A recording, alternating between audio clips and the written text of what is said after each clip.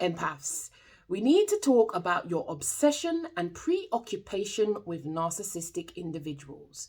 The reality is, often for many of the people that I meet, they know more about the narcissist than they do about themselves. Why is that a problem? Let me know below. But this, in my view, is a significant problem for you, because one of the biggest issues that highly empathic people have is they lack self-awareness. And when you lack self-awareness, it means that you'll have other awareness. You'll know loads about them. You'll know about the terms, the terminology. You'll understand about trauma and how narcissists become narcissists. But what do you understand about your own story? What do you understand about what makes you a perfect victim for these types of people?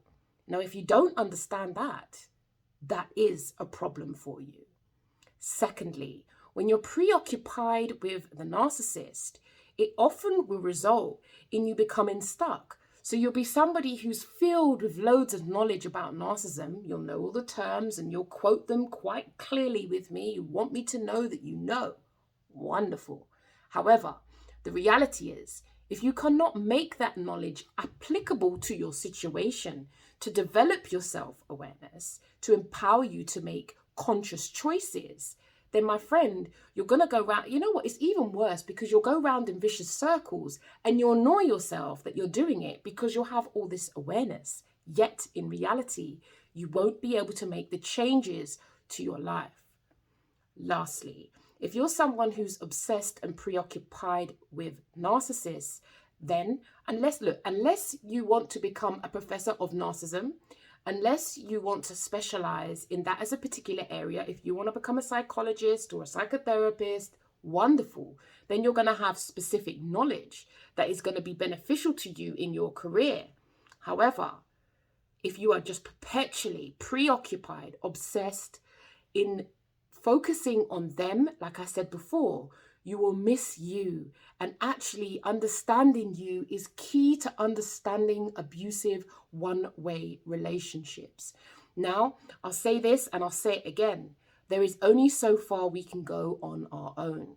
Whether you've watched all the YouTube videos, you've signed up for loads of free webinars, whether you're someone who has done all the self-help reading, there comes a time when we need community. There comes a time when we need relationship. We need to be challenged, because often we can live in our own heads, and that isn't great for you. It's one of the ways you get stuck.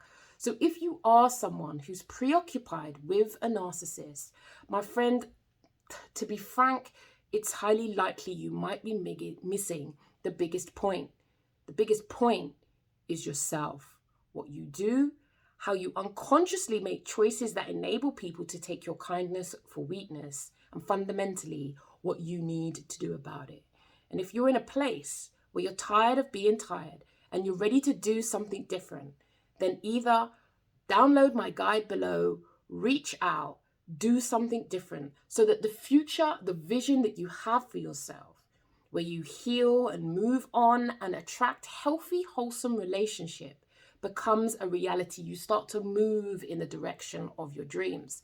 Because if you perpetually walk in the in the direction of your nightmares, hey, you're only going to manifest more of the thing you don't want. Make sense? If so, let me know. Leave a comment below. It's your girl, Keely Taverner, psychotherapist who is passionate about helping my empaths get clarity. So we move from confusion to clear-headedness, when we make conscious, empowered choices and we ultimately change our lives. We make adversity work for our greater good. Do take care of you, because if you don't,